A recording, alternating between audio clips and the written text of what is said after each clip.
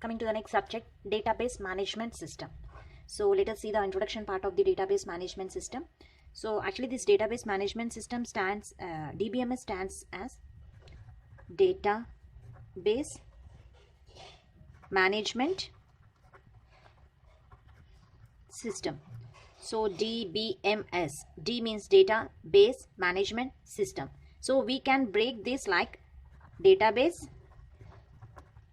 plus management system. So this is a two-word, database and management system. So a database is nothing but it is a collection of data. So database is a collection of data. Then what about the management system? Management system is a set of programs. Management system is a set of program to store and retrieve those data that is present in the database. So this is a combination of the database management system. So as a simple word, a database management system is nothing but it is a collection of data which performs set of operations like retrieving data, storing data, like that. So management system is a set of programs that store and retrieve those data. So based on this, we can define. So now I'm writing the definition of database management system. So based on this, I can say DBMS is a collection of data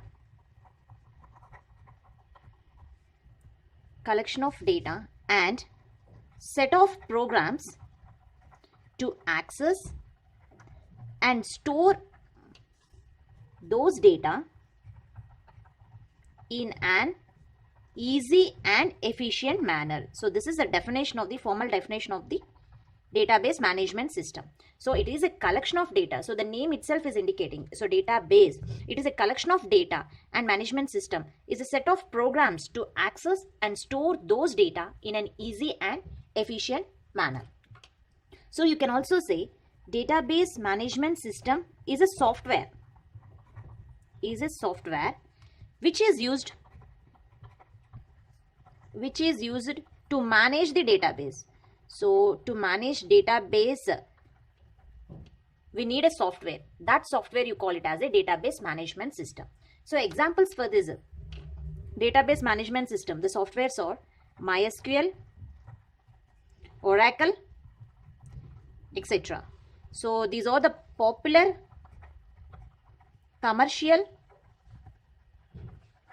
database management system software used in different applications. So this is the formal definitions of the database management system. So DBMS is nothing but it is a collection of data and a set of programs to access and stores or retrieve the data in an easy and efficient manner. We call it as a database management system. And it can also say it is a software which can manage the database. So these are some examples that are used in different applications. Now let us see what is the purpose of using the database. So why we are going for database? What is the need of using the database system? Purpose of database system. So why we are going for database system? For storing the data. So actually in earlier days, a database application stored in a file system. So previously data is stored in files.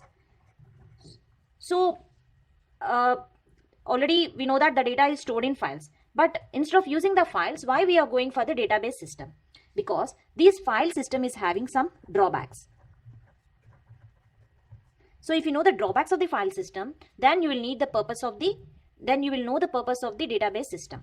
So the drawbacks of using file system to store data are: first one, the data redundancy problem and inconsistency. So this is the first drawback in file system. So data redundancy and inconsistency means, data redundancy means here the duplication of information in different files. So in different files some different duplications will be there, and also multiple file formats will be there. So that is the data redundancy and inconsistency. Let me write multiple file formats will be there, so that the data will becomes inconsistent to access and retrieve, multiple file formats, and duplication of information in different files. So that is one of the drawback in file system. And next, difficulty in accessing data. So to access data in file system is somewhat difficult. Why it is difficult? Why it is difficult to access the data in file system? Because sometimes it need to write a new programs to carry out each new task. So in that cases, the file system is difficult to access the data. Next, data isolation. The another problem in using the file system is data isolation. So here the data isolation means it will use a multiple files and formats. Next, it's having the data security problem. Data security. So when if you store the data in files, retrieving and storing the data is somewhat some security problem issues will be arise in file system. And transaction problems will be there. Transaction problems. If you want to transfer the data from one source to another means source to destination, if you want to retrieve the files, so some transaction problems will occur in the file system. So these are all the different drawbacks in the file system. Okay, so the DBM database system offer solutions to all these problems. So that's why we are preferring the purpose of the database system is to solve all these problems. The database system will solve the data redundancy and inconsistency problem, difficulty in accessing data, data isolation problem, data security problem, and the transaction problems. So this is the purpose of the database management system. Thank you.